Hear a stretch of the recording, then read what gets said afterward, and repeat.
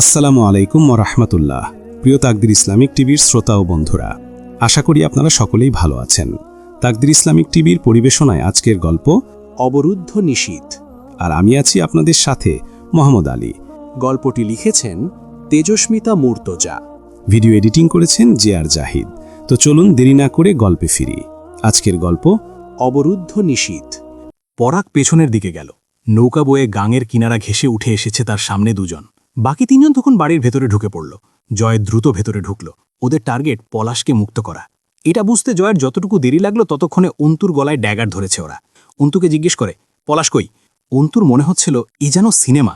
বলল, আমি জানি না, আমি এসেছি গতকাল রাতে। আপনারা কি পলাশকে মারতে এসেছেন? একজন অন্তুর গলা টিপে ধরে খেঁকিয়ে উঠল, বেশি কথা কস, নাটক করবি না, বল পলাশ ভাই কই? অন্তু দেখল ওরা প্রচণ্ড উত্তেজিত, যখন তখন ছুরি চালাবে সন্দেহ নেই। বলল, উপরতলায় আছে, উপরতলায় ৩ নম্বর রুমে। দরজা খোলাই আছে, একটু আগে দেখে এসেছি আমি। অন্তু আদতেও জানে না উপরতলায় ৩ নম্বর রুম বলতে কিছু আছে কিনা। সে উপরতলায় উঠেইনি আসার পর থেকে। পলাশ মূলত বেসমেন্টে আটক। দুজন উঠে যায় উপরতলায়। একজন অন্তুকে আটকে রাখল। রূপকথা আছে উপরতলায়। অন্তু আর চোখে টাকায় একবার। ড্যাগারের চোখা মাথাটা অন্তুর গলার চামড়া ছিঁড়ে ফেলেছে ইতোমধ্যেই। তীব্র জ্বলনি হচ্ছে। অন্তুর মাথার কাজ করছিল না। যেহেতু এরা বাড়ি অবধি চলে এসেছে, অন্তুকে মেরে ফেললেও ওরা ঠিক পলাশকে ছাড়াতে পারবে। তখন জয় ঢুকল। জয়কে দেখেই লোকটা খপাত করে অন্তুর চুল মুঠো করে ধরল। ড্যাগার আরও একটু শক্ত করে চাপল কণ্ঠনালীর ওপর। জয়কে বলল, আর এক পায়ে গবিত। উহু, মেরে ফেল। আত্মসমর্পণের ভঙ্গিতে দুহাত উঁচু করে ধরল। বন্দুক থাকলে শ্যুট করে দে ভাই, টপকে দে শালিকে। শালি চরম বেইমান, আমার খায়, আমার পরে, আমার পেছনেই বাঁশ নিয়ে দৌড়ায়। ও বেঁচে থেকে লস ছাড়া লাভ নাই আমার। খুলিটুলি উড়িয়ে দে একদম। লোকটা এক মুহূর্তের জন্য থমকালো, এতে তা যথেষ্ট। জয় অন্তুর দিকে কেবল একবার তাকালো, এক মুহূর্তের জন্য।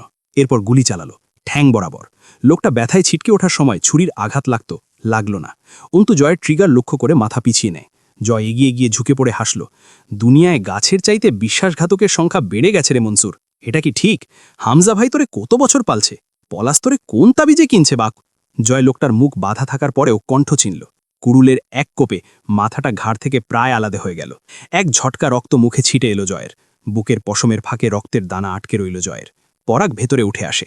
খ্যাপা দুটো নেমে এলে উপরতলা থেকে। অন্তুকে পেলে এবার বলি দেবে এমন মনোভাব, কিন্তু পরাগকে দেখে থমকে গেল। ওরা পরাগকে এখানে আশা করেনি। জয়ের দিকে নজর যেতেই মুখ শুকিয়ে এলো।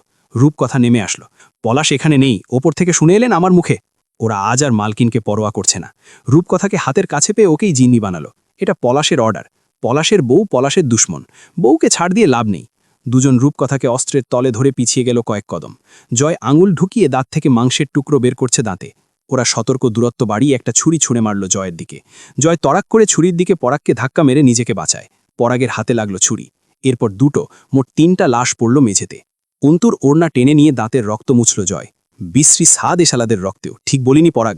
পরাগ বদলে বকে উঠল, তোর রক্তের চেয়ে অন্তত ভালো স্বাদ। জয় ভাব নিয়ে ঠুট বাঁকায়, রক্তটা আমার বলে কথা, কিন্তু কথা হইল তুমি টেস্ট কবে করছো ভাই ফ্রগ? ফ্রগ শব্দের অর্থ ব্যাং। পরাগ থেকে ফ্রগ, জয়ের আবিষ্কার এসব। পরাগ হাসল, তোমার পেছন যে মারবো আমি, but the lead is in front of me. রক্তের শার্ট ভিজে উঠেছে পরাগের। অন্তুর ওড়না হাতের এক ছোট্ট ক্ষততে পেঁচাচ্ছিল জয়। তাতে অন্তুর গায়ের ওড়না সর আসছে। অন্তু হেঁচকা এক টান মারল ওড়নায়, পড়তে পড়তে বাঁচে জয়। একটা থাপ্পড় তুলল অন্তুর দিকে, আবার মারল না। খানিক আগে অল্প খাবার খেয়ে বমি করেছিল অন্তু, মুখটা শুকনো। অন্তুকে বেসমেন্টের সামনে এনে বলল, একটা মজার জিনিস দেখাই চলো। তারপর বাড়ি কেন, জাহান্নামে যেতে চাইলেও দুজন একসাথে পাড়ি দেব সেই পথ। আফটার অল তুমি আমার ঘরের শালি। দরজা খুলে ভেতরে ঢুকে আলো জ্বালায় জয়। অন্তু সোজা হয়ে দাঁড়ালো। কেউ উপুর হয়ে শুয়ে আছে। মেঝেতে ছোপ ছোপ রক্তের শুকনো দাগ, পায়ে তার শিকলের বেড়ি। জয় এগিয়ে গিয়ে লাথি মেরে দেহটা উল্টে চিৎ করল। অন্তুর শরীরটা ঝাঁকুনি দিয়ে শিউরে ওঠে। পলাশের ছেঁড়া ফাড়া দেহ। ছ্যাঁচড়ার মতো হাসল পলাশ, প্যাচপ্যাচে হাসি, চোখ দুটো জলজল করছে। সরু নাকের পাটার নিচে শুকনো রক্ত। হাত তুলে যখন অন্তুকে ইশারা করল, অন্তুর গাটা ঘিনঘিনিয়ে উঠল। ওর পুরো হাত থেতলে গেছে, আধমরা হাল। এতটা বেহাল অবস্থায় কেউ জীবিত থাকতে পারে? শরীরের থকথকে ঘাগুলো থেকে কষানি ও পুজ ঝরছে। কোথাও কোথাও জমে আছে। জীবন্ত মাংসে পোকা হলে যেমন গলে গলে পড়ে, কষানি জমে ক্ষতগুলো সেই রকম দেখাচ্ছিল। অন্তু নিজের অজান্তেই 2 কদম পিছিয়ে গেল। আব্বুর সেই চেহারাটা মনে পড়ল। ছেঁড়া শার্ট, থেতলে যাওয়া মুখ, কানের কাছে সিগারেটের আগুনের পোড়া, শরীরে রক্ত জমাট বেঁধে কালশিটে পড়া অসংখ্য ক্ষত। অন্তু চোখ বোঝে। কি আশ্চর্য, অন্তুর শরীরটা কাঁপছে, চোখ ভরে আসছে। আব্বুর কানে যখন সিগারেটের আগুন চেপে ধরা হয়েছিল, পুড়েছিল জায়গাটা।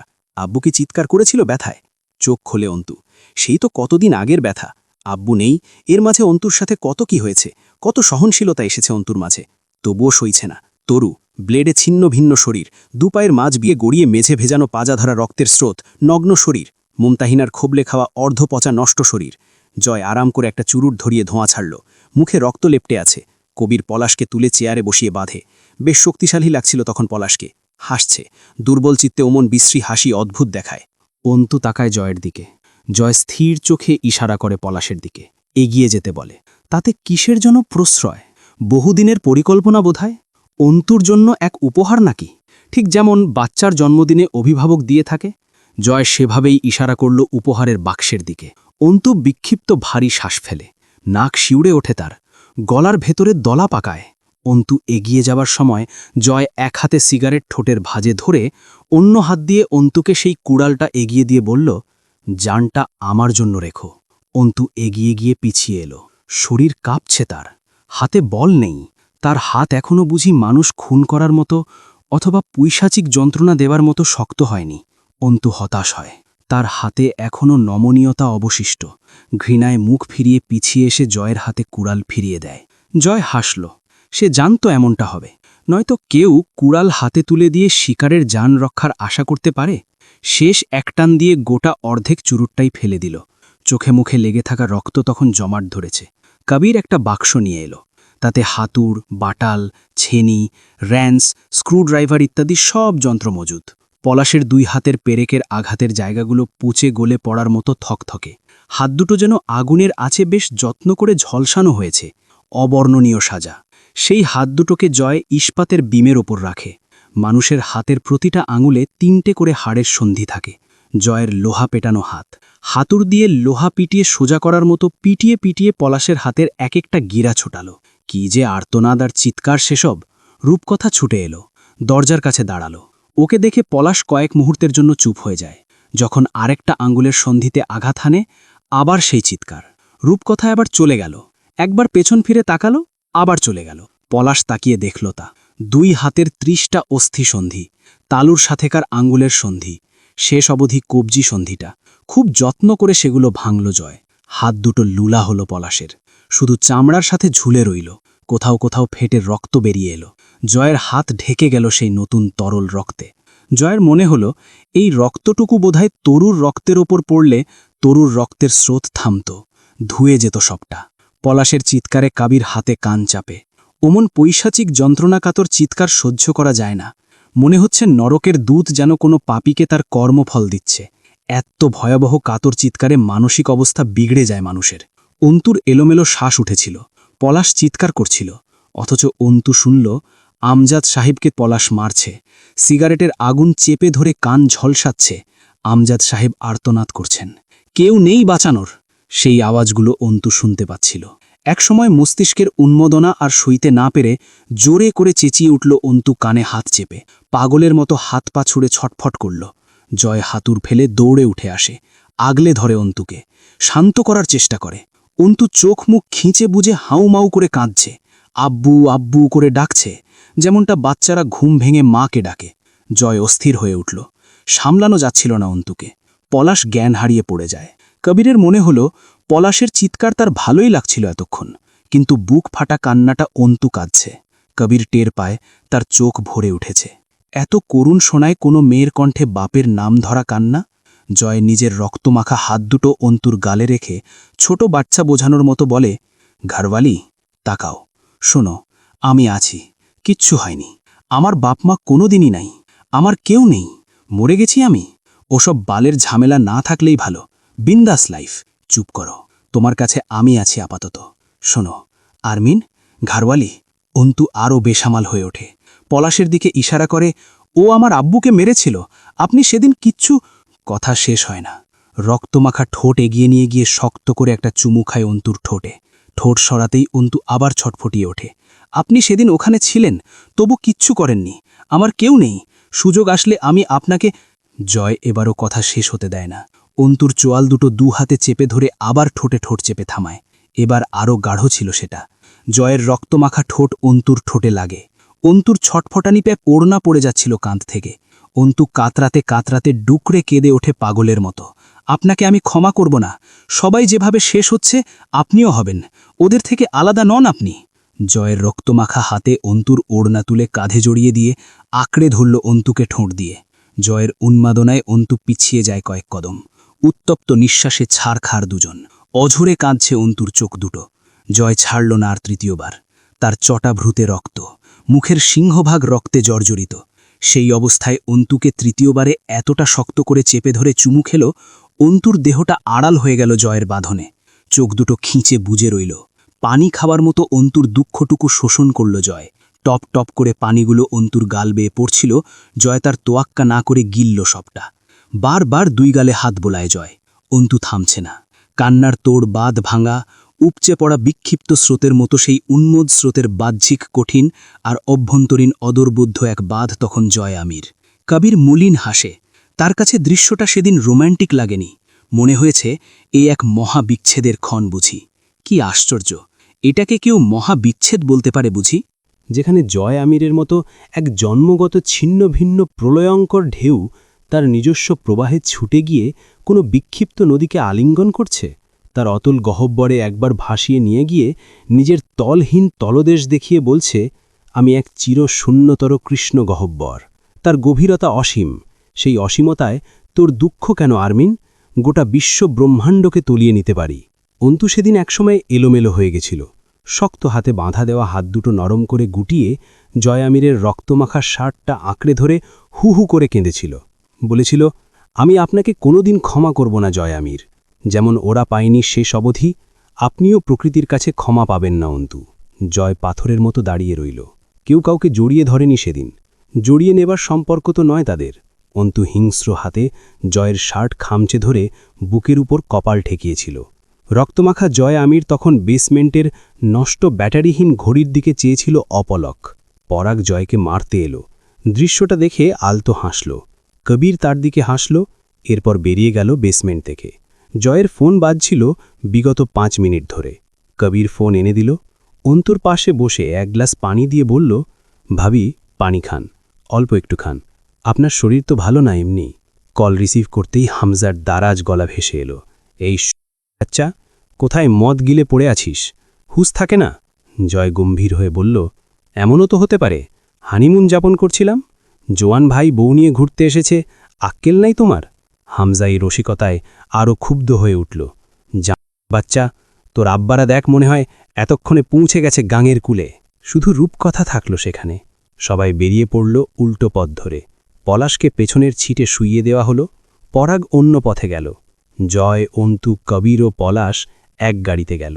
গাঙের কুলের রাস্তায় কোথাও কোথাও হাঁটু পানি, শ্মশানের পাড় ঘেঁষে পরিত্যক্ত এলাকা, এরপর শুধু ইটের ভাটা, মেল গাড়াখানা, এসব। রাত 10টাকে মনে হচ্ছে মাঝরাত। জনশূন্য পথঘাট। ধীরে ধীরে ওরা আরও ভয়াবহ এলাকার দিকে পাড়ি দিচ্ছিল। কাঠের মিল অনেকগুলো এবার, আলো কম সবদিকে।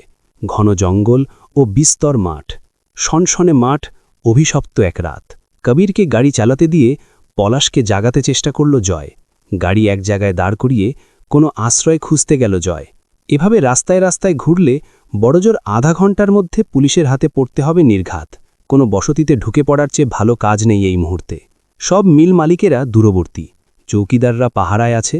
পাহারা বাদ দিয়ে ঝোপে ঝাড়ে গাঁজা টানতে বসেছে সব। এখানে বসতি নেই, বহুদূর পরপর বসত বাড়ির মতো। জয় কয়েকটা বাড়িতে গেল, কিন্তু ডাকতে দ্বিধা হলো। তার উপর তার পরনের শার্ট, লুঙ্গি, মুখ গলা রক্তে মাখামাখি। পিস্তল দেখিয়ে আশ্রয় আদায় করা ছাড়া উপায় নেই। পিস্তল বের করে তা মিছিমিছি লোড করল। বুলেট নেই কাছে, ম্যাগাজিনও খালি। কিছুটা প্রস্তুতি নিয়ে একটা ছোট্ট টিনের বাড়ির সামনে গিয়ে ডাকল। একজন মহিলা বেরিয়ে এলো। অন্ধকারে কেউ কারো মুখ চিনছিল না। মহিলা ভেতরে আলো আনতে গেল বোধহয়। জয় হাত পিছমোড়া করে দাঁড়িয়ে পিস্তলটা ডান হাতে রাখল। তার যা অবস্থা তা দেখে যে কোনো মহিলা ভয়ে একটা কান ফাটানোর চিৎকার পারবেই পারবে। মুরসালিন ও হামজা দুজনেই অনেকক্ষণ কথা বলেনি সেদিন। বাচ্চারা জেগে উঠেছিল। ভয়ে ভয়ে এসে পানি খাচ্ছে কেউ কেউ। তাদের খুব পিপাসা, একটু মুক্তির পিপাসা, মায়ের কোলে ফেরার পিপাসা, দুনিয়ার আলো দেখার পিপাসা। এত পিপাসা থাকা ঠিক না, তবু ওরা পিপাসার্ত।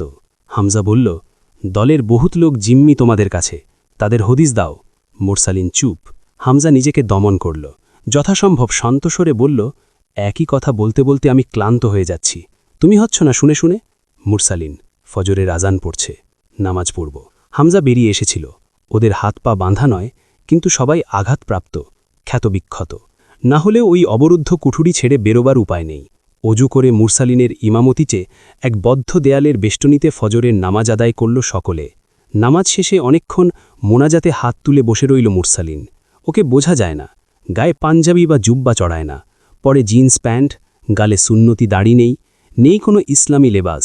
দেখতে উঁচু লম্বা আর্মিদের মতো, শুধু নামাজটা পড়ে। কথাবার্তা স্পষ্ট। বংশপরম্পরায় এইটুকু ধর্মীয় আচার পেয়েছে বোধহয়, অথবা অন্য কিছু। জাতীয়তাবাদী দলের নেতাকর্মী আর জামায়েত একই জলীয় দ্রবণের দৃষ্টান্ত। সেই রাতে মহিলা যখন হারিকেন নিয়ে এসে দাঁড়াল, জয় দ্রুত সতর্ক করল, চিৎকার করবেন না, আমি সাহায্য চাইতে এসেছি। এরপর দুজনেই চুপ, অবাক হয়ে দেখল দুজনকে। লতিফের স্ত্রী আসমা। মহিলা আতঙ্কে জড়িয়ে গেল। জয় ওদেরকে দেশের শেষ সীমান্তে চলে যেতে বলেছিল, নয়তো দেখা হলেই মেরে ফেলবে। ওরা জয়ের থেকে আত্মগোপন করেছে, কিন্তু জেলা ছাড়েনি। আজ কি খোঁজ পেয়ে জয় এসেছে? জয় হাসল, কথা রাখেননি ভাবি, ভেরি ব্যাড।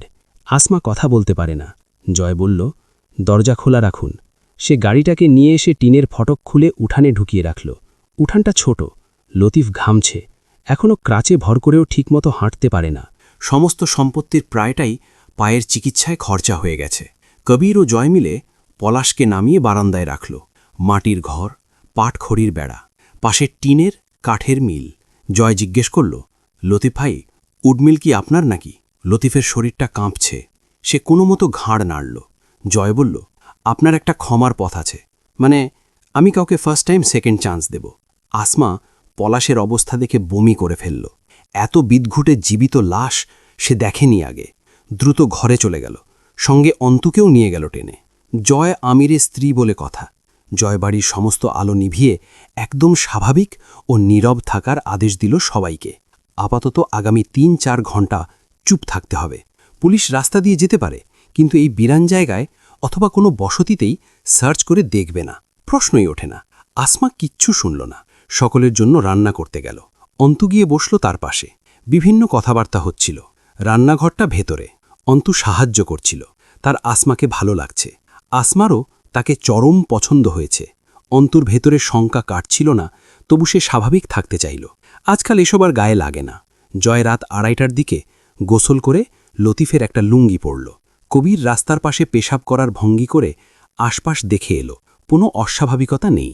জয়ের উপস্থিত বুদ্ধিতে তার বুক গর্বে ফুলে উঠল, কারণ সে জয়ের মতো চতুর লোকের বিশ্বাসভাজন লোক। পুলিশ কল্পনাও করতে পারবে না ওরা এত কাছে এমন এক বাড়িতে উঠে আরাম করছে। পুলিশ হোক বা সাধারণ লোক, সবসময় এসব ক্ষেত্রে দূরবর্তী চিন্তা করে। লতিফের মেয়ে জেগে উঠে জয়কে চিনতে সময় নিল। সে হাসপাতালের সেই ক্ষণ ভোলেনি। জয়কে বলল, এই, তুমি আমাকে একটা মজার গেলা দেখাতে চাইছিলে না, এখন দেখাও তো। জয় বলল, তোমার আব্বু বোধহয় সেই খেলাটা পছন্দ করবে না আম্মা। কেন করবে না? আব্বু আমাকে খেলতে দেয়, কিন্তু বলে না। দেখাও। জয় লতিফকে বলল, ভাই, মেয়ে পিস্তলের গেলা দেখতে চায়, বাপ হিসেবে প্রাণটা উৎসর্গ করতেই পারেন। বাচ্চা মানুষের আবদার ফেলা ঠিক না।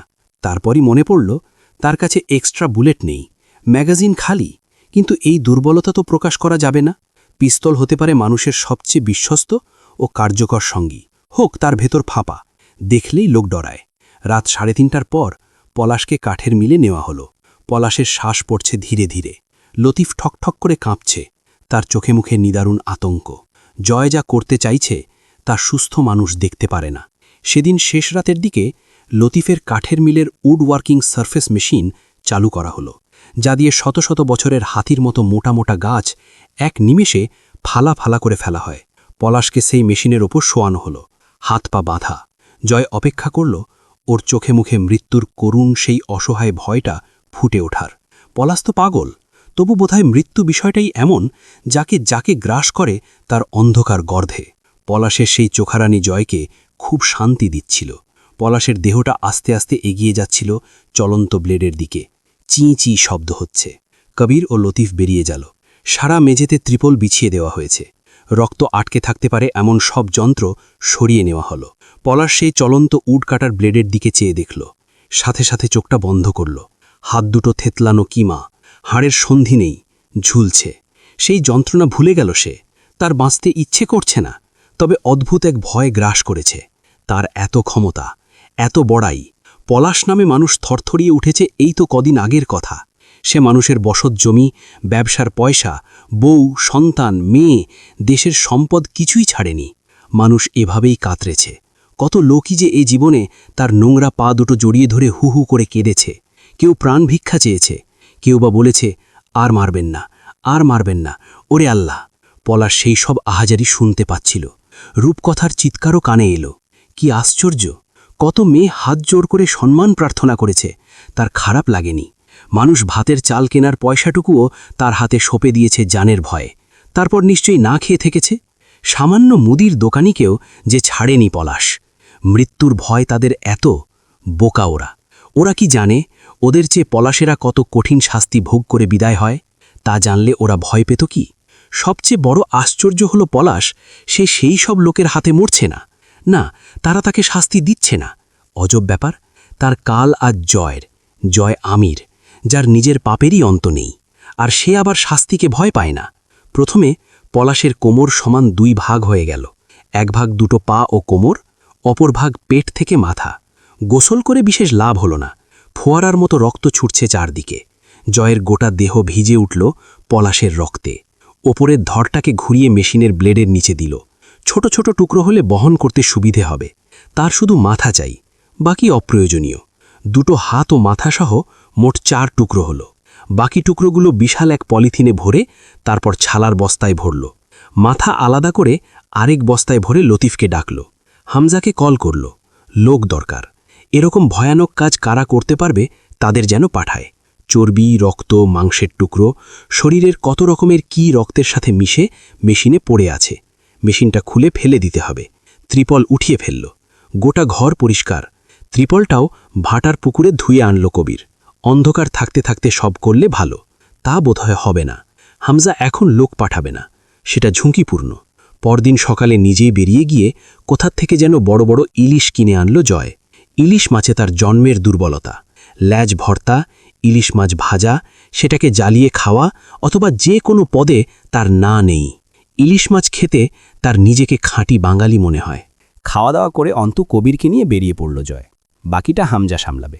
কবিরকে দিয়ে একটা ভালো অ্যামাউন্ট লতিফকে দিলেই সে খুশি। রাজনীতি ছেড়েছে দায়ে পড়ে। ভেতরের সেই ছোট লোকই তো যায়নি। গাড়ি উল্টো দিক থেকে ঘুরিয়ে দ্রুত পৌঁছানোর ব্যবস্থা করল। যখন তখন পুলিশ বাড়িতে হানা দেবে তাদের। সন্দেহের তালিকায় সবচেয়ে আগে হামজা পাটোয়ারি ও জয় আমিরের নাম থাকবে। স্বাভাবিক, বাড়িতে এসে না পেলেই আইনের লোক 2-2 4 মিলিয়ে নেবে। ড্রাইভিং করতে করতে জয় গান ধরল।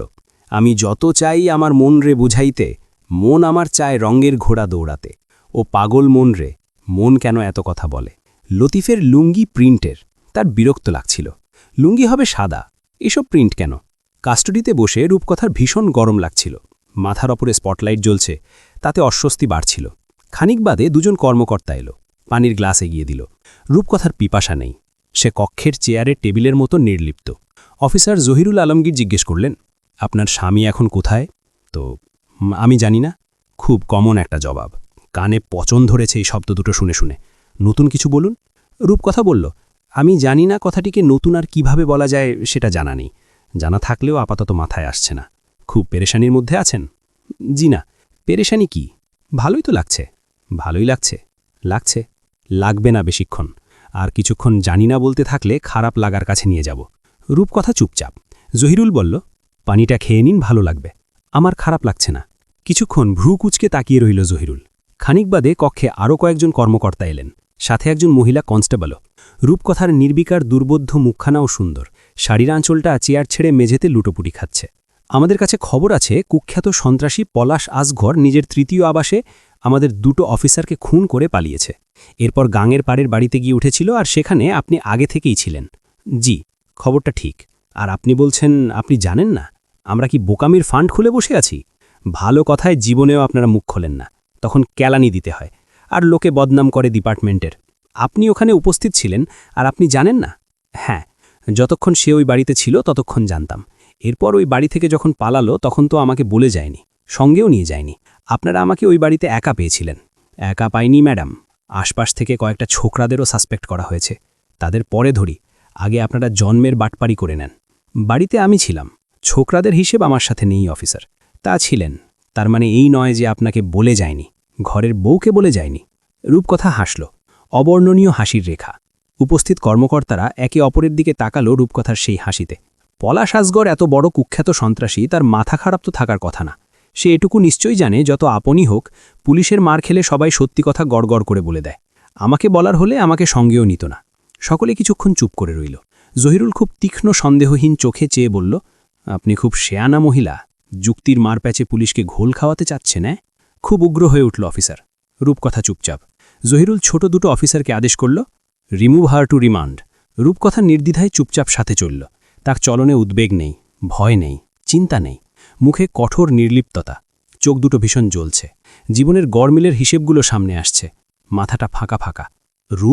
রূপকথা তাকালো, একটা দীর্ঘশ্বাস ফেলল। পরাগ হাসল সামান্য। ভালো আছিস? পরাগের হাতে ব্যান্ডেজের উপর হাতকড়ি পরানো আছে। রূপকথাও হাসল।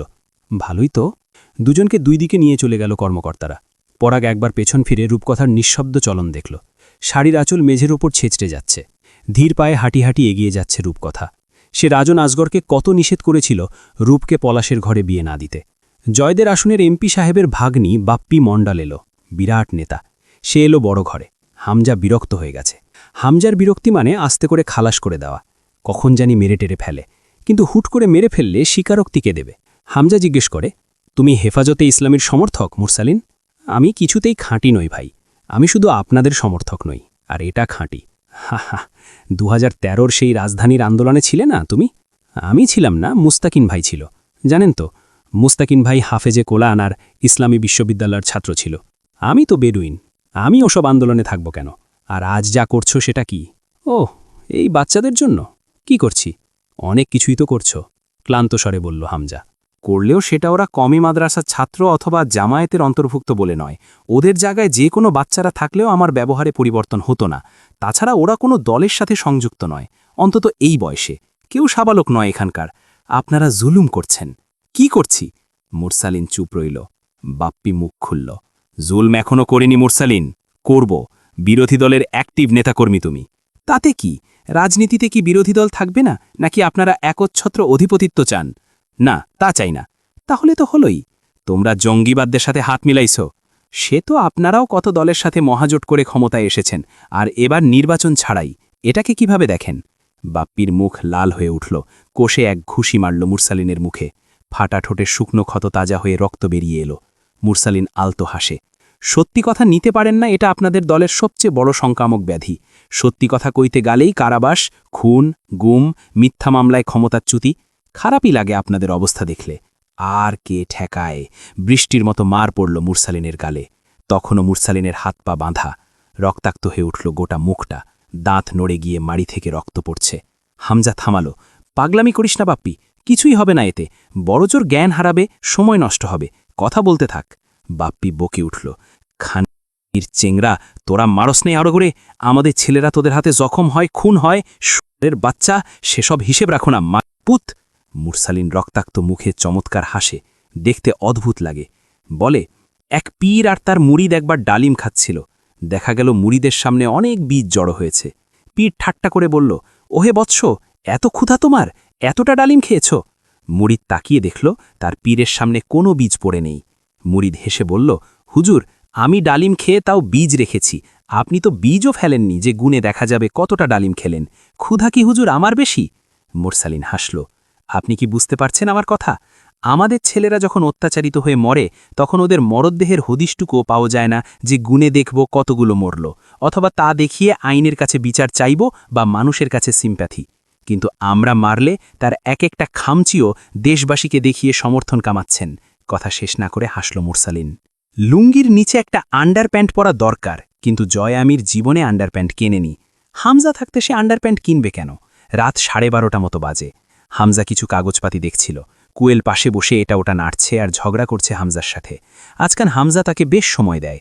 হামজার সাথে কুয়েলের মিষ্টি সম্পর্ক ছিল, তেতো সম্পর্ক ছিল জয়ের সাথে। বলাই বাহুল্য, জয়ের সাথে মিষ্টি সম্পর্ক গড়া যায় না। সাহেব, হামজা মাথা না তুলে বলল, সাহেব, আপনার জায়গাটা খোলেন তো ভাই, তাড়াতাড়ি করেন। মাল খেয়েছিস? তার তুর কেটে গেছে মাথার? তার কাটা ঠিক, তবে মাল খাই নাই, ফিরে এসে খাবো। এখন খালি আপনার জাইঙ্গাটা দরকার, ধার দেন, ফিরে এসে ফেরত দিচ্ছি। হামজা ধূপ করে একটা লাথি মারল ঠ্যাঙের ওপর। ল্যাংখে পড়ে গিয়ে আবার উঠে জয় তাড়া দিল, খোলো ভাই, জলদি খোলো, লুঙ্গির নিচে জাইঙ্গা না পড়লে বেইজ্জতি হওয়ার চান্স থাকে রাস্তাঘাটে। কোয়েল বলল, তুমি কোথায় যাবে জয়? সেদিন আমাকে নাওনি, আমি যাব। কবরে যাব, চল যাই, মিডনাইট ডেটিং সেরে আসি। কবরে কি দোলনা আছে? আমি দোলনায় উঠব। আছে, সেই সাথে তোর আব্বাও আছে, সকাল বিটাল দুলতেছে ওইখানে। চল বেইমান, সাক্ষাৎ করে চা পানি খেয়ে আসি, মজাই মজা ওইখানে। কোয়েল কান্না জুড়ে দিল। সে কবরে যাবে, বাবার সাথে দেখা করতে যাবে। তুলি এসে ঝাড়া মেরে মেয়েকে নিয়ে বলল, বেলেহাজ কেন তুই এত? ধর্ম আর সৃষ্টিকর্তাকে একটু ভয় কর। জয় মুখ বিকৃত করল। সৃষ্টিকর্তা? কিসের সৃষ্টিকর্তা? আমার তো কোনো সৃষ্টিকর্তা নেই। There is no god, fucking only I am my own god and creator, otherwise no one in the sky. Tuli গর্জে উঠল, চুপ নাস্তিক, বাজে কথা না বলে বের হতো। তোর কথা শুনলে গা জ্বলে আমার। তোর মতো শয়তানের আবার সৃষ্টিকর্তা কি? তুই তো বহিষ্কৃত। জয় হো হো করে হাসল। তুলি দাঁত খিচে বলল, তোর সৃষ্টিকর্তা নেই না? তোদের থাকলে থাকবে হয়তো, কিন্তু মূলত ওসব কিছুই থিওরিটিক্যালি অর প্র্যাকটিক্যালি কোনোভাবেই নেই। নয়তো মানুষ এত ডাকে no one has any religion or creator in the whole universe, sweetheart. ওসব আল্লাবিল্লা কিছু হয় না। চুপ কর জয়। এই, যদি তোর সৃষ্টিকর্তা না থাকে, তোকে পয়দা কে করেছে? নিজেই এত বড় দামড়া শয়তান হয়েছিস। তুই নিজে জন্মেছিস। জয় হাসল। বাপ, তুই তো রেগে যাচ্ছিস। আমাকে জন্মেছে আমার বাপ মা, এ পর্যন্ত ওদের দায় শেষ। এরপর বাকিটা তোর ওই পয়দা বল আর এত বড় দামড়া হওয়া বল, ওটার ক্রেডিট আমার যায়। আমার জয় আমিরের। তুই নাস্তিক হয়ে কি পেয়েছিস? কি আছে তোর? অন্তত ধর্মবিশ্বাসটুকু রাখতে জীবনে। ফাটাবাস, তোরা আস্তিক হয়ে কারবার লাড়ছিস, তোর কি আছে? তুই নাস্তিক হয়েও তো কিছু পাসনি। আমার বিশ্বাসও নাই, পাওনাও নাই। সিম্পল হিসাব বোঝো না শালির মেয়ে। অথচ তোরা বিশ্বাস রেখেও পাস না কিছু তোদের সেই আল্লাহর কাছে। এটা দুঃখজনক। আমি কারো উপাসনা করি না এবং কারো কাছে আবেদনও না, কোনো কিছুর জন্যই না। Joy Amir is the ultimate. তুলির আগে কিছু বলতে পারল না। জয় হাসল। He has no owner, he is the owner dear. তুলির মানসিক অবস্থা কেমন যেন হয়ে গেছে। দিনের পর দিন বোবার মতো চুপ থাকে, আর যদি কিছু বলেও সেটাতে শুধু ক্ষিপ্ততা ছাড়া কিছু থাকে না। মানসিক বিপর্যস্ত হয়ে গেছে পুরো। রিমি কতদিন ওকে তাহাজ্জুদ নামাজ পড়ে কাটতে দেখেছে সেসবের পর। তুলি এবার চিৎকার করে কিছু বলতে যাচ্ছিল। হামজা দারাজ গলায় ধমকে উঠল। পুরো বাড়ি ঠিক ঝড়ের আগে নীরবতার মতো থমকে উঠল। রিমি দৌড়ে বেরিয়ে এলো। অন্ত ঘরের দরজায় দাঁড়ালো। সিঁড়িঘর থেকে কবির ভেতরে এসে দাঁড়ালো। তুলি পা ঝাড়া মেরে মেয়েকে নিয়ে রুমে চলে গেল। জয় দীর্ঘশ্বাস ফেলল। ভাবি, একটা ফ্রেশ জাইঙ্গা এনে দেন তো। শালার জাইঙ্গার ধার করতে এসে কেলেঙ্কারি হয়ে গেল। লুঙ্গির নিচে আন্ডারপ্যান্টটা পড়ল। এগিয়ে এসে অন্তুকে দেখে ভ্রু কুচকে মাথা থেকে পা দেখল। এরপর বলল, হোয়াট হ্যাপেনিং সিস্টার? এমনে তৈয়ার হয়ে খাড়ায় আসো কে? আব্বুর কবর জিয়ারত করতে যাব। হামজা এসে দাঁড়ালো। জয়, তুই কবিরকে নিয়ে বেরিয়ে যাব। অন্তু গলায় জোর দিয়ে বলল, আমি যাব। হামজা শান্তস্বরে জয়কে বলল, যা যা, দেরি হচ্ছে তোদের। মেয়র সাহেব? হামজা পাকালো। অন্ত শান্তস্বরে বলল, আমি আব্বুর কবর জিয়ারত করতে যাব। অন্ত এক ভ্রু উঁচায়, ঘাড়টা কাত করে বলল, ওরা কবরস্থানে যাচ্ছে? হ্যাঁ মেয়র সাহেব, ওরা কবরস্থানে যাচ্ছে। গলাটা ভরাট হয়ে এলো হামজার। তাতে কি? কিছু না তো, আমি সঙ্গে যেতে চাই। হামজা হাসল, আমি চাই না।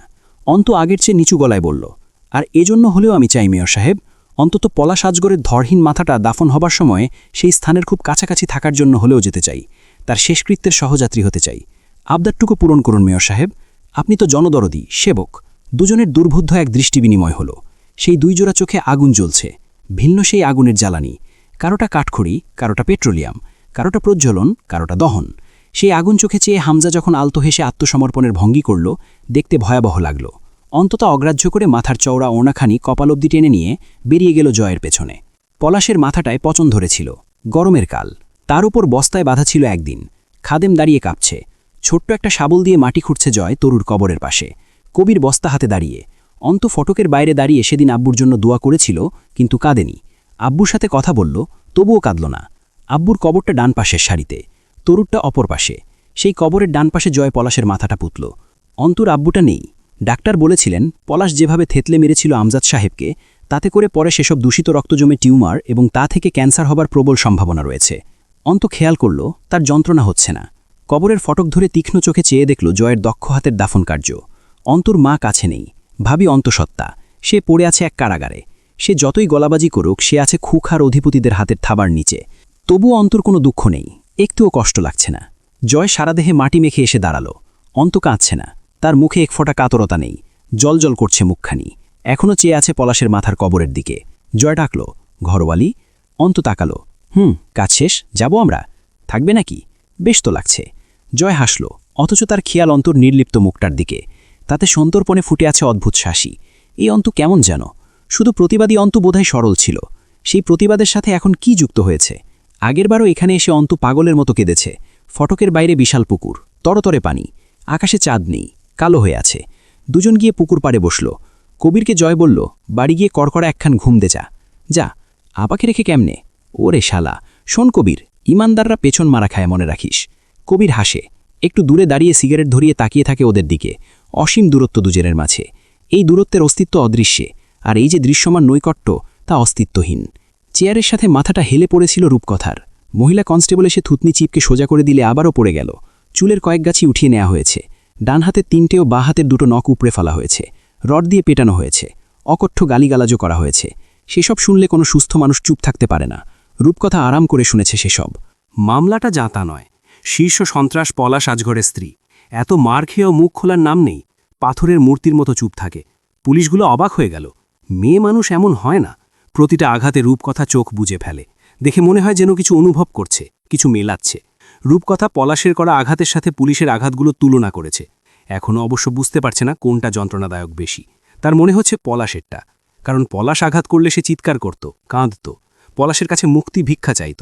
পুলিশ মারছে, তার চেঁচাতে বা কাঁদতে ইচ্ছে করছে না। অলস লাগছে খুব। আঘাতগুলো বিশেষ কিছু লাগছে না। অন্তু একবার বলেছিল, আমজাদ সাহেব বলতেন, ব্যথার ওপর ব্যথা দিলে আর ব্যথা লাগে না। ব্যথাহীন হওয়ার শর্ত হলো ক্রমাগত ব্যথা পেতে থাকা, যতক্ষণ না ব্যথাটা আর ব্যথার মতো অনুভূত না হয়। তার কি আবার তাই হলো? সে ব্যথাহীন হয়ে গেছে? আশ্চর্য আরেকটা বিষয় আছে। তার মৃত্যুদণ্ডও হতে পারে রাজন আজগরের কন্যা হওয়ার খাতিরে। কারণ বাংলাদেশের আইন সক্রিয় হয় পাপীর ধ্বংসের পর। যতদিন পাপী পাপ করতে পারে, করুক না কি দোষ? শুধু পাকড়াও করে পরিশ্রম করা আর শরীরের ক্যালোরি খরচা, এটা বাংলার আইনের বিধান। যখন পাপী মরে যায় অথবা দুর্বল হয়ে পড়ে, তখন তার পাপের মাল বাজেয়াপ্ত করা থেকে শুরু করে সব রকম আইনি পদক্ষেপ নেওয়া শুরু। সেই হিসেবে রূপকথার এখন ফাঁসি হতে পারে। রাজন আজগরের সম্পত্তি ও কালো ধান্দা সবটা নিয়ে চরম তোলপাড় তদন্ত শুরু হয়েছে। রূপকথার মৃত্যুকে ভয় লাগছে না। সে শুধু সময় কাটাতে চাইছে, যাতে ততটা সময় জয় পলাশকে ফুরিয়ে সবটা কাটিয়ে উঠতে সুযোগ পায়। চেয়ারের একদম ওপরে স্পটলাইট। অফিসার বারিক সামনে এসে বসলেন, সেখানে অন্ধকার।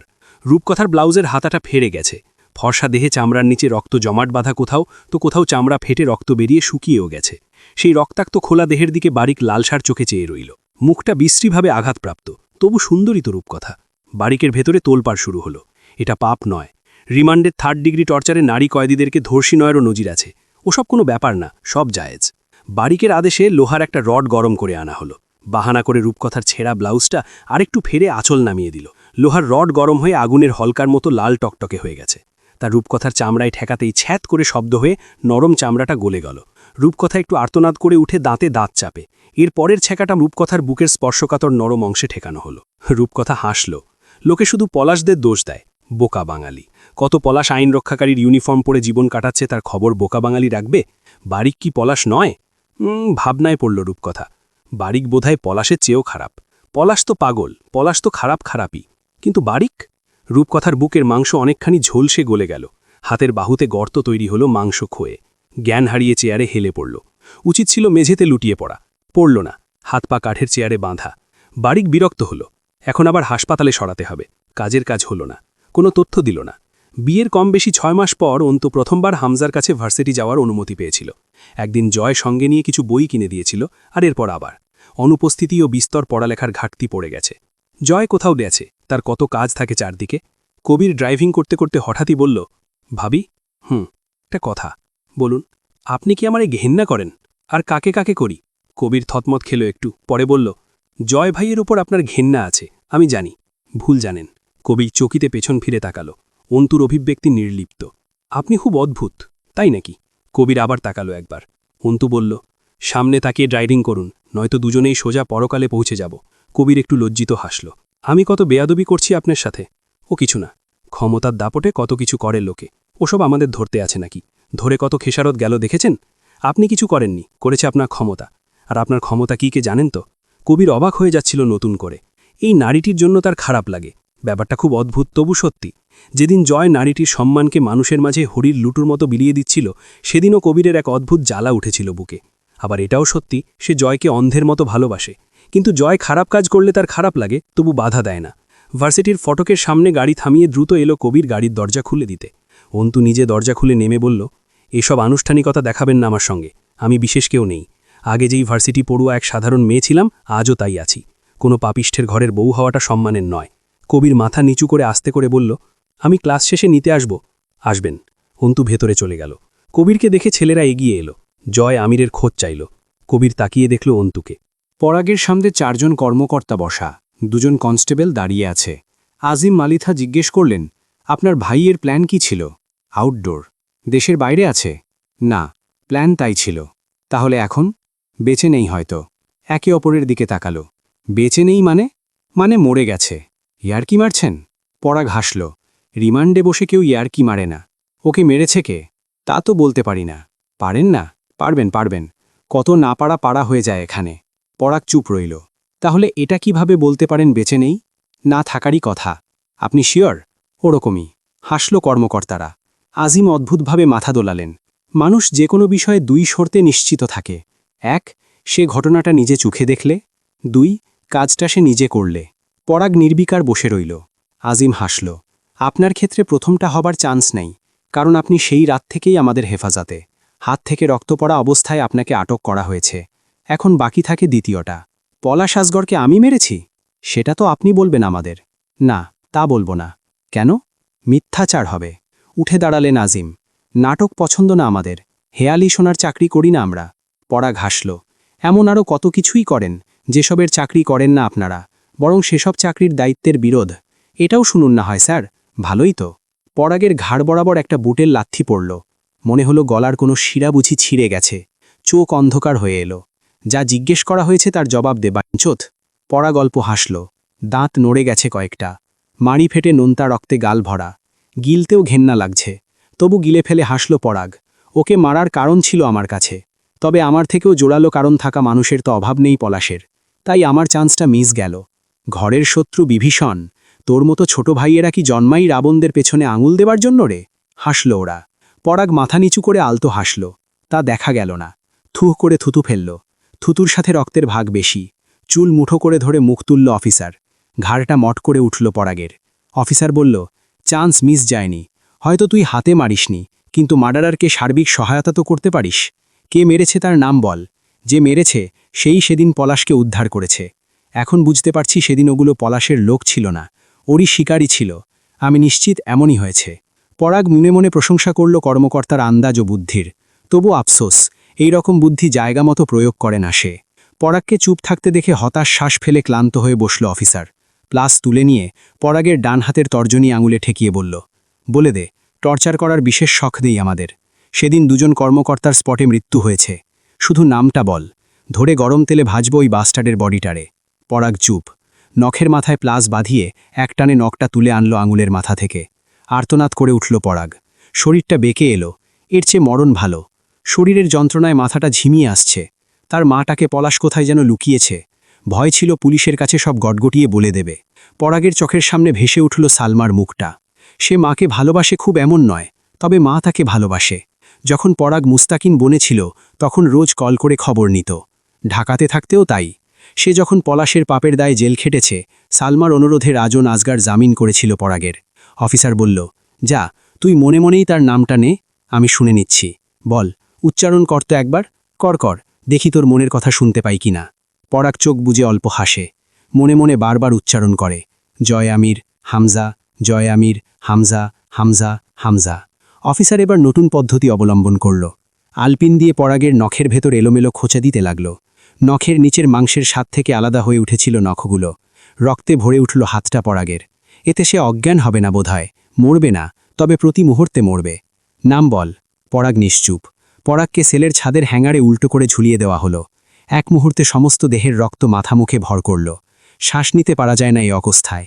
হৃৎপিণ্ডে রক্তের ঘাটতি, অক্সিজেনের ঘাটতি, পুরো শরীরে রক্ত চলাচলে বিঘ্ন, শরীরটা অসার অবশ। অফিসার আবার বলে, নামটা বল, ছেড়ে দেব এখনকার মতো। পরাগ হাত দুটো মাটির দিকে ঝুলে পড়ায় মাংসপেশিতে কঠিন টান লাগছে। দেহের সমস্ত ভর জড়ো হচ্ছে নিচের দিকে। সহ্যের মাত্রা ছাড়াচ্ছে। পরাগ জানে তার মৃত্যুদণ্ড হবে। তার জীবনে পাপ ও দৃশ্যমান পাপের মতো দেখতে ভুল বোঝাবুঝি কম নয়। জয়ের নাম বলায় কোনো সমস্যা ছিল না তার, কিন্তু জয়ের কাজ ফুরোয়নি এখনও। ও জয় কাজবাজ সেরে মরুক গিয়ে পরাগের কি? জয় বাঁচতে চাইলে তাকে মারতে যাওয়া যেত। ও ব্যাটা কখন জানি নিজেই আত্মসমর্পণ করবে। পরাগের নাম বলতে ইচ্ছে করছে না। সে বোধহয় জ্ঞান হারাচ্ছে। তাহলে তো সোনাই সোহাগা। যন্ত্রণা থেকে সাময়িক মুক্তি। চোখটা বুজে এলো। আস্তে আস্তে চেতনা লোপ পাচ্ছে। অন্তু রিকশা থেকে নেমে দৌড়ে বাড়িতে ঢুকল। এতটা অস্থির ও চঞ্চল তাকে দেখা যায় না। কবির দৌড়ে গিয়ে ভাড়া পরিশোধ করল। এখনও সময় বাকি কত। ফিরে এসেছে অন্তু। রিমি ও তুলি ছুটে গেল। অন্তু জয়ের মতো জগ গুছিয়ে ধরে ঢক ঢক করে ঠিক জগের অর্ধেকটা পানি খায়। এরপর ধপ করে বসে চেয়ারে। তুলি ঝাঁকালো অন্তুকে। এই মেয়ে, কি হয়েছে? ভয় পেয়েছ? কেউ কিছু বলেছে? রাস্তায় কিছু হয়েছে? রিমি বসে পড়ল অন্তর কোল ধরে। আরমিন, কিছু বলছেন না কেন? কিছু হয়েছে? অন্তু চট করে হাসল। তা অদ্ভুত দেখালো। আব্বুর কথা মনে পড়ছিল। মনে হচ্ছিল বাড়ি ফিরলেই আব্বুকে পাব। তাই দৌড়ে এসেছি। দুজনের কাছে খুবই বেমানানো অবিশ্বাসযোগ্য লাগলো কথাগুলো। অন্তু অনেকক্ষণ ধরে গোসল করল সেদিন। বাথরুমে জয়ের ৩-৪টে ভেজা লুঙ্গি পড়ে আছে। এভাবে ৩-৪০০ হয়ে গেলেও নতুন কিনে এনে পড়বে, তবু ধুয়ে দেবে না। এই কাজটা তরু করত, কখনো সাহানা। বিয়ে হয়ে এসে বৌভাতের দিন রিমিকে জয়ের লুঙ্গি ধুতে হয়েছিল। ভিজে পড়ে থেকে থেকে পিচ্ছিল হয়ে গেছে লুঙ্গিগুলো। অন্তু ধুয়ে দিল। গোসল শেষ করে জোহরের নামাজ শেষে দীর্ঘ হল তার মোনাজাত। মহান প্রতিপালকের কাছে হাত তুলে অনেকক্ষণ বসে রইল, কিন্তু কাঁদল না, ঠোঁট নড়ল না। তিনি অন্তর্যামী, তার কাছে আহাজারি করার কি? বান্দার ভেতরের রক্তক্ষরণ তিনি দেখেন। বড় ঘরে পাহারা নিযুক্ত করা হয়েছে। সবগুলো দরজাপথের লোক মোতায়েন হয়েছে। অন্তু ফিরে এলো। সেদিন দুপুরে খেল না। অন্তর ভেতর একটা সন্দেহ জেগে উঠেছে। হামজার তাকে হঠাৎই ভার্সিটিতে যেতে দেবার অনুমতিটা ঠিকঠাক লাগছে না।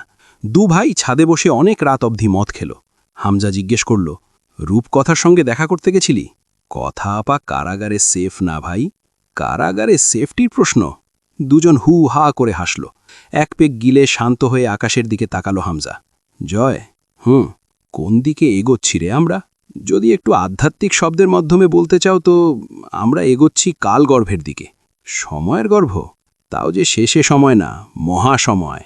দুজন মাতালের মতো হেলে দুলে হাসল। হামজা সিগারেটে দুটো টান দিয়ে চোখ ফিরিয়ে বলল, রাতে খেয়েছিস? পেট ভরা ভরা লাগছে, মনে হচ্ছে ভকভক করে বমি হয়ে যাবে। গলায় আঙুল ঢুকিয়ে বমি কর, আজ আর গিলিস না। হামজাও শুয়ে পড়ল শটান হয়ে। সেলের বাইরে রূপকথা জয়কে দেখে হেসেছিল। জয় জিজ্ঞেস করল, দিনকাল ভালো তো? রূপকথা উঠে এসে সেলের শিক ধরে দাঁড়ানোর চেষ্টা করে বলল, ভালোই তো। কেন এসেছিস? বেঁচে থাকতে ভালো লাগছে না? লাগবে না কেন? বেঁচে থাকার জন্যই তো বেঁচে থাকা। রূপকথা হাসপাতাল থেকে এনে সেলে রাখা হয়েছে। বাহুতে ব্যান্ডেজ জড়ানো, ছেঁড়া নোংরা শাড়ির আঁচল মেঝেতে ঘেঁষছে। সুন্দর মুখটা বিবর্ণ, অথচ ঠোঁট হাসছে। ভয়ানক রহস্য ঘেরা মলিন সেই হাসি। সে অনেকক্ষণ তাকিয়ে রইল জয়ের চোখের দিকে। জয় চোখ ফেরাল না, কিন্তু খানিক বাদে আচমকাই যখন জয় হেসে উঠল একদৃষ্টে চেয়ে, রূপকথার বুকের ভেতরটা ছলকে উঠল সেই হাসিতে। শরীরটা শিরশির করে কেঁপে উঠল জয়ের চোখে তাকিয়ে। জয় তখন জোরে করে হাসল। রূপকথা এগিয়ে এসে সেলের ভেতর থেকে হাত বাড়িয়ে হাত ধরল জয়ের। কি করছিস তুই জয়? কি চাস জীবনে? এত প্রশ্ন কেন? জবাব দিলেই তো হয়। না দিলেও হয়। আসলে আমি কিছুই করতেছি না, লাইফ এনজয় করতেছি। কেন এসেছিস? এলাম ঘুরতে ঘুরতে। জেলখানা একটা ভালো পর্যটন কেন্দ্র হতে পারে। হামজা সাহেব সংসদে সিট পেলে দেখি এই ব্যবস্থা করা যায় কিনা। দুজন বসল, একজন সেলের ওপারে, একজন এপারে, কিন্তু বসল কাঁধে কাঁধ মিলিয়ে। মাঝখানে লোহার শিকের ফারাক। রূপকথা আচমকাই বলে, তোর কি আমাকে দেখে কষ্ট হচ্ছে জয়? হচ্ছেই তো। কষ্টে বুক ফাটে, পাতিল হাড়ি কুত্তায় চাটে, এই রকম ধরনের কষ্ট হচ্ছে। রূপকথা হাসল। আমার স্বামীকে মেরে ফেলেছিস? ছি, মেরে ফেলব কেন? না মেরেই ভালো করেছিস। জয় রূপকথার বাহুর থকথকে গলিত মাংসের দিকে চেয়ে রইল। ব্যান্ডেজ আলগা করে ফেলেছে রূপকথা। জয় হাসল। আমার নাম জানতে চাইছিল ওরা। না, পলাশ কোথায় তা জানতে চেয়েছিল। আমার কাছেই পলাশ ছিল। এ তথ্যটাই মূলত দরকার ছিল ওদের। বললেই ছেড়ে দিত, কিন্তু বলতে ইচ্ছে করল না। জয় গা দুলিয়ে হাসল। জয় আমিরের ওপর রক্তের ঋণ চাপিও না। চাপালে কি? অনবরত রক্ত ঝরে তার শরীরে, বয়ে যাবে কোথাও, ঋণ পরিশোধ হবে না। তোর কাছে আছে কি? কি দিবি আমায়? তুই তো কাঙাল। তাও এক কথা, একটা চাকরি বাকরি করা লাগবে। সামনে পর বেকার বলে বদনাম ঝাড়ছ। মানবিকতার অভাব। খানিক চুপ থেকে রূপকথা বলল, কয় খণ্ড করেছিস রে? মনে নেই এক্স্যাক্ট, কম বেশি 4-5। জয় আর দাঁড়ায়নি, চলে এসেছিল। টান টান হয়ে শুয়ে আকাশ দেখতে ভালোই লাগে, কিন্তু চোখ মুখ ঘোলা হয়ে আসছে, হ্যাংওভার ধরছে। হামজা নিচে নেমে গেল। প্রেশার বেড়েছে বোধহয়, মদ্যপান নিষিদ্ধতার জন্য। ঘরে ঢুকে দেখল রিমি শুয়ে আছে। তাকে দেখে উঠল না, কথাও বলল না। মাথা ঝিমঝিম করছে, ঘরে শুতে ইচ্ছে করছে না। ইচ্ছে করছে দূরে কোথাও জঙ্গলে গিয়ে রাতটা কাটিয়ে আসতে। জয় ঘরে এলো 2টোর দিকে। অন্তু বসে আছে মেঝেতে। জয় দেখেও না দেখার মতো গিয়ে ধূপ করে শুয়ে পড়ল। অন্তু কিছুক্ষণ পর ডাকল, আপনার সঙ্গে কিছু কথা আছে। চুপ থাক, ঘুমাচ্ছি আমি। যা, কথা পরে টরে, এখন বলাটা দরকার। মুখ বন্ধ রাখ শালি, মাথা ধরেছে খুব, ঘুমাবো আমি। অন্তু বসে রইল। তখন 2টো বাজছিল রাত। জয় ঘণ্টা 2 মরার মতো ঘুমালো। 4টের দিকে উঠল। অন্তু বসে আছে ওভাবেই। বিরক্ত হয়ে বলল, কি কথা ক। জয়নাল আমির আপনার চাচা না? ছোট চাচা। বলেছিলাম আমি। জাভেদ আমির থিওরিটিক্যালি আমার বাপ। বড় চাচার নাম কি? জয় ভ্রু কুঁচকে ফেলল। ভার্সিটিতে গিয়েছিলে? গিয়েছিলাম। অন্তু জয়ের এমন অলৌকিক আন্দাজ শক্তিতে একসময় ভীষণ অবাক হতো। এখন হয় না। মনে হতো জয় আধ্যাত্মিক ক্ষমতা জানে, মানুষের মন আর পারিপার্শ্বিক ঘটনা সব তার আয়ত্তে। জয় লাফিয়ে নামল খাট থেকে। জিন্না আমির নামের কারো কথা বলেছে ওরা? অন্তু বিস্ময়ে ভ্রু জোড়াল। নিজস্ব জিন পোষেন নাকি? জয় মাথা নাড়ল দুপাশে। অভিজ্ঞতা বেশি। ততটাও বোধহয় বেশি না যতটা চতুর আপনি। আমার বাপের বড় ভাইয়ের ছেলে জিন্না আমির। জয় আচমকা শক্ত হল। হাঁ। কারাই ছিল? কয়েকজন। কি বলল?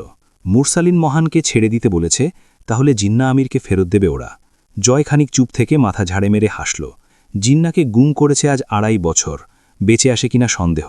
খানকির বাচ্চারা এখনও নাম ভাঙিয়ে খাইতে চায়। সুরের বাচ্চাদের কে বোঝাবে? জয় আমির গু খায় না। তার নাম কয় নাই? আনসারি মোল্লা বোধহয়। সাথে আর কে কে ছিল? অন্তু কথা বলল না। গভীর চোখ দুটোয় জীবনের কাতরতা। বারান্দার অন্ধকারে চেয়ে রইল। জয় বলল, তোমাকে কি বলেছে? কাঠের পুতুলের মতো বলল অন্তু, আপনাকে বুঝিয়ে বলতে বলেছে। নয়তো আমার ভাবি আর আম্মু, ও সাথে আমাদের বাড়িও পেট্রোল ঢেলে পুড়িয়ে দেওয়ার কথা জানালো। জয় হেসে উঠল। তো ঘরোয়ালি, তোমার প্রাণপ্রিয় ধর্মীয় গোষ্ঠীর আগ্রাসী ব্যাপার স্যাপার কেমন এনজয় করলে? বুঝতে পারি না আমি এসব। দৃষ্টিকোণ বদলাতে থাকে এক এক সময়। আমি রাজনীতিকে বুঝতে চেষ্টা করছি, অথচ পারছি না। জয় হো হো করে হাসল। রাজনীতি বোঝার মতো বিষয় নয় সিস্টার। ওটা একটা নীতি, দ্যাটস মিন পলিসি। ওটা মেনে চলতে হয়, ব্যাস। বুঝতে গেলে হারিয়ে যাবে, কুল পাবে না। কেমন পলিসি? Bloody diplomatic policy. ওদের 3 জন প্রধান নেতাকর্মীর শাস্তির রায় কার্যকর হয়েছে। ওরা যুদ্ধাপরাধী, মানবাধিকার বিচারে সাজা পাচ্ছে, তাতে কি? ওরা ছাড়া আর কেউ নেই। ওরাই কেন? কারণ ওরা বিরোধী দলের সঙ্গে জোট করেছে তাই? ওরা নিজেদের বক্তব্যে আপনাদের সরকার ও শাসন ব্যবস্থার ভুলগুলো ধরিয়ে দেয়, মানুষের মাঝে সেসব কথা পৌঁছায়, তাই নাকি অন্য কারণ? মুরসালিনও কি তাই? মুরসালিনের বাপেরা ছিল মোল্লার বংশধর, ধর্মের প্রতি দুর্বল, কিন্তু ও মূলত বিরোধী দলের চামচা, আবার ধর্মীয় দলের ওপরও ব্যাপক টান। সেই হিসেবে চামচা তো আপনিও।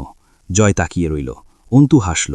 ক্ষমতাসীনদের পেছনে লেজ নাড়ানো গাঢ় চামচামি। ওরা বরং হিম্মতদার, যারা ক্ষমতা না থাকা সত্ত্বেও লড়ছে। 2014তে যেটুকু লাফিয়েছে আর 2015-র শুরুতে 3-4 মাস যা আগুন জ্বালানো অবরোধ করেছে, এরপর তো ওরা ডাউন ঘরওয়ালি। তুমি হিজড়াদের সঙ্গ দিচ্ছ, ওরা মোরে ভূত সব। সঙ্গ আমি কারোই দিচ্ছি না, আমি শুধু চাইছি ওদের মুক্তি দিন।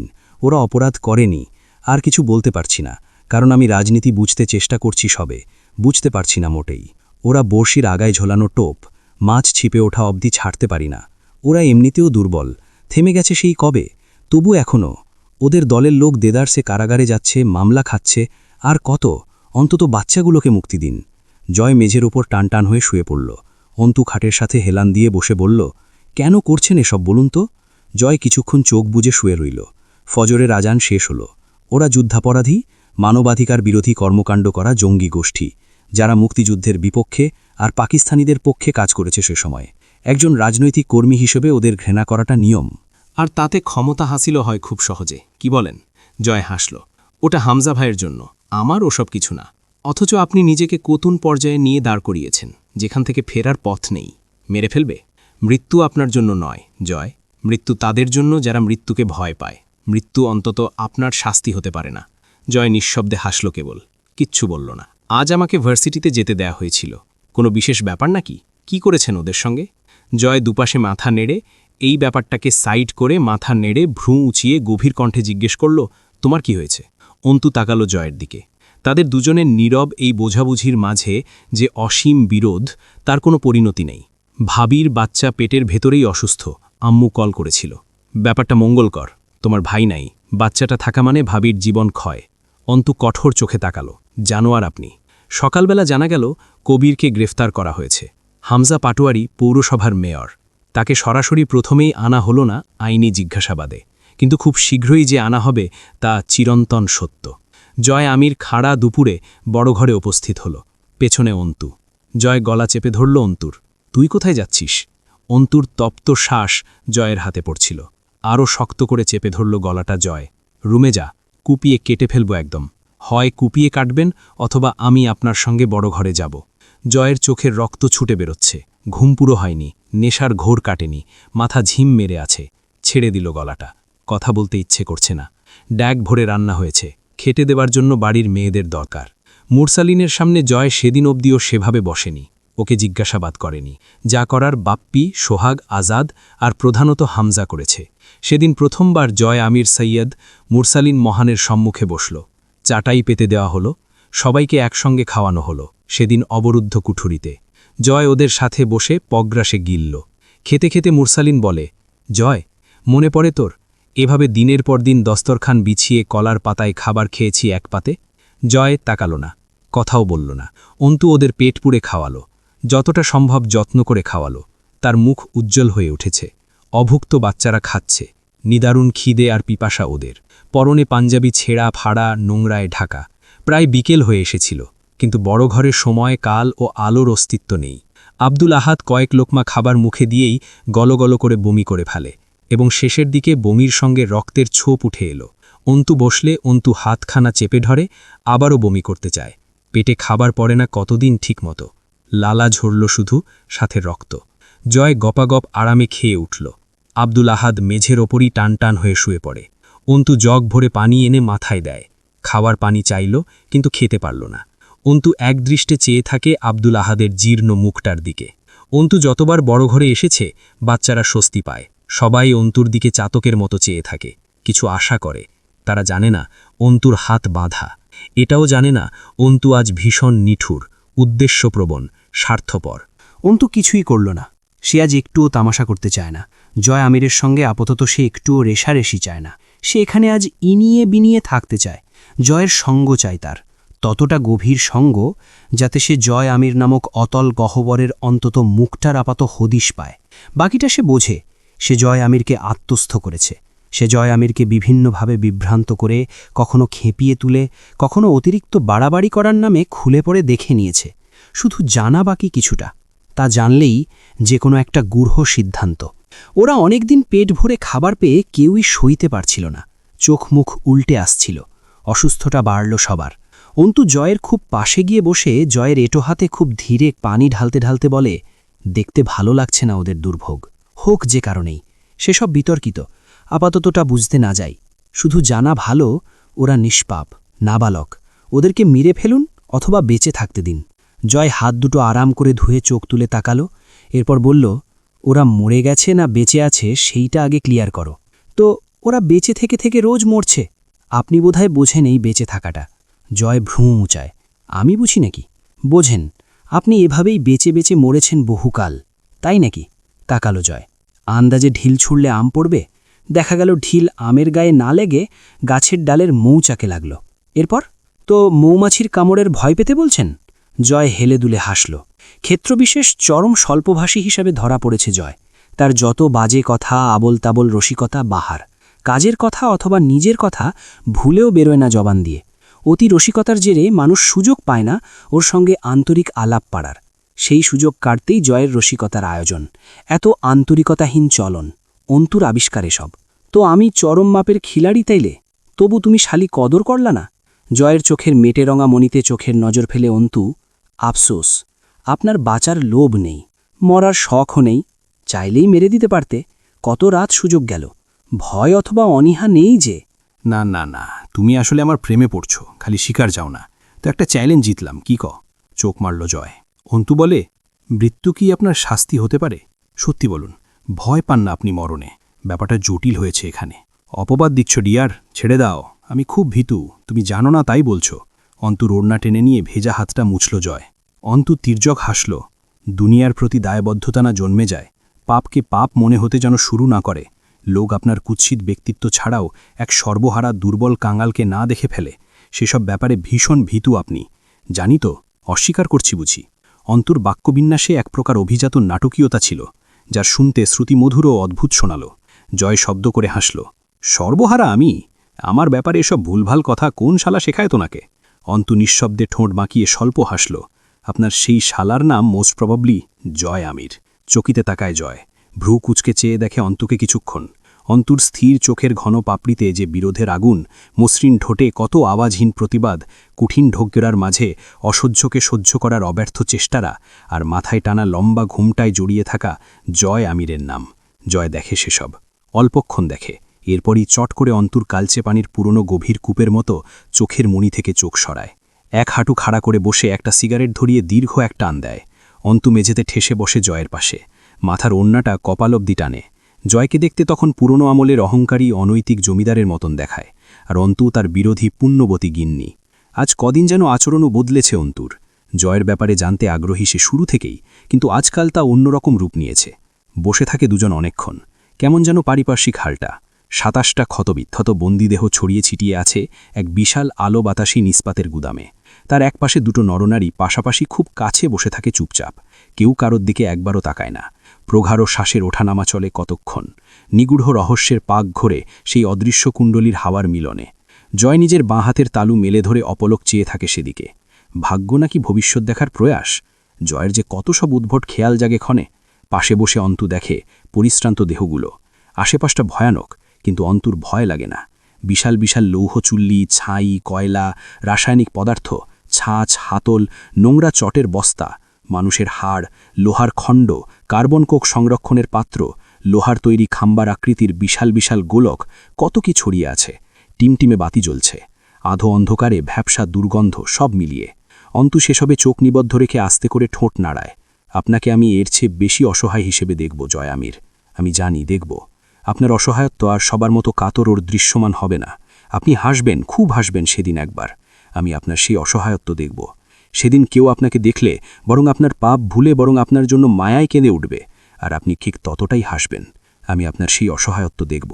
জয় হাতের তালুতে আস্তে আস্তে 5টা আঙুল গুটিয়ে মুঠো পাকিয়ে গা দুলিয়ে হাসে। তোমার আল্লাহ তোমার ফরিয়াদ মিছেমিছি হলেও কবুল করুন। জয় আমিরকে তিনি অসহায় করুন, আমিন। অর্থাৎ আপনাকে অসহায় করা অসম্ভব, আপনাকে অসহায় করতে পারবেন না তিনি বলছেন? সহায় করতে পারেননি, অসহায় করতে পারবেন ভাবছ কেন ঘরওয়ালি? Should not be forgotten. ঘর ভাঙতে সেই ঘরামির দরকার পড়ে যে ঘরামি ঘর বানিয়েছিল, অর্থাৎ ভাঙতে পারেন কেবল তিনি, গড়েছেন যে। আর আপনার ধারণা আপনাকে আপনি গড়েছেন, ভাঙলে কেবল আপনি ভাঙতে পারেন, আর কিছুই না। তাই অন্তু না তাকিয়েও টের পায় এতক্ষণে জয় তাকিয়েছে তার দিকে। সে তাকায় জয়ের চোখে। দুজনের চোখ জলজল করে জলে ক্ষণকাল। কোনো এক মুহূর্তে দুজন একসাথে চোখ ফেরায় দুদিকে।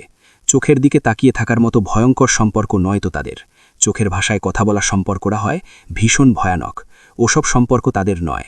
তাদের সম্পর্ক আলাপ আলোচনা সেরে একত্রে বসে ছক পরিকল্পনা এঁকে পরস্পরের বুকে ছুরি গাঁথার। রিমি সবকিছু গোছগাছ করে আবারও এলো। তার মুখ স্লান, চোখ দুটো স্থির কিন্তু বিষণ্ণ।